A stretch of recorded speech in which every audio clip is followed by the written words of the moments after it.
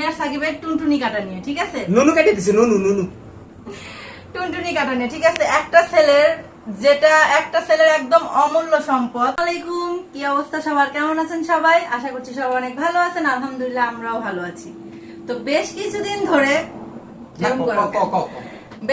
ধরে যেটা হচ্ছে সোশ্যাল মিডিয়াতে প্রচুর আলোচনা, সেটা হচ্ছে জুনিয়র সাকিবের টুনটুনি কাটা নিয়ে, ঠিক আছে? নুনু কেটে দিছে, নুনু টুনটুনি কাটা নিয়ে, ঠিক আছে? একটা ছেলের একদম অমূল্য সম্পদ, সেই জিনিসটাই হচ্ছে জুনিয়র সাকিবের বউ কেটে দিছে।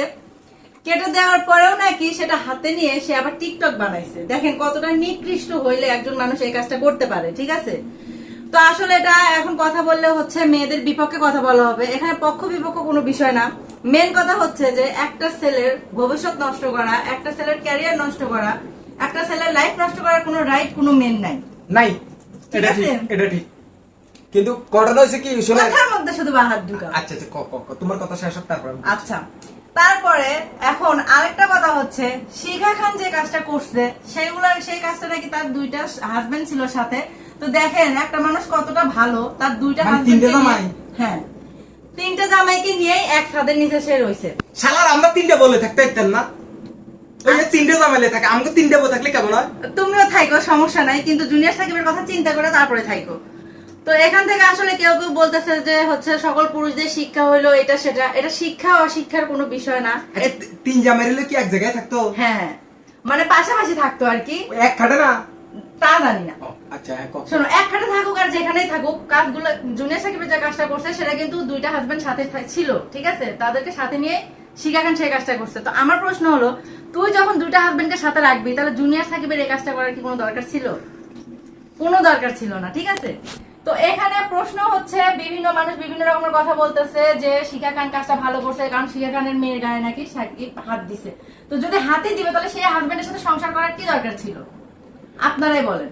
ঘটনা হয়েছে কি শুনেন ভাই, ভাইয়েরা আমরা আমি একটা কথা কই, আপনারা রাতকে ঘুমাইতে গেলে ঘরের ভিতরে দেখবেন আশেপাশে কিছু আসে না নাকি, কেসি টেসি চাকু টাকু এগুলো কোনো কিছু আসে না? সেটা তো ওরা করছে হচ্ছে ড্রিঙ্ক করে। আচ্ছা দাঁড়াও, তো আমরা কিন্তু সাবধান হয়ে যাই, কারণ হইলো আর ঘরে ঘুমাইতে গেলে দুয়ারের মধ্যে বড় একটা তালা লাগাই ঘুমাইবেন, কারণ হলো কিনারে যদি বউ থাকে তালাটা একটু বড় দেখে মাইরেন।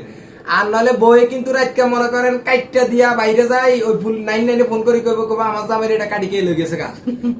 এখানে আশা কি হলো ভাই, আমরা সতর্ক হইয়া যান। আর ঘটনা হইলো জুনিয়র সাকিবের বউয়ে তিনটে জামাই লই থাকে, আর আমরা সালারা একটা বলে থাকতে পারি না। তো এসব কথা চিন্তা করে তারপর বউ তিনটার সাথে নিয়ে থাকো।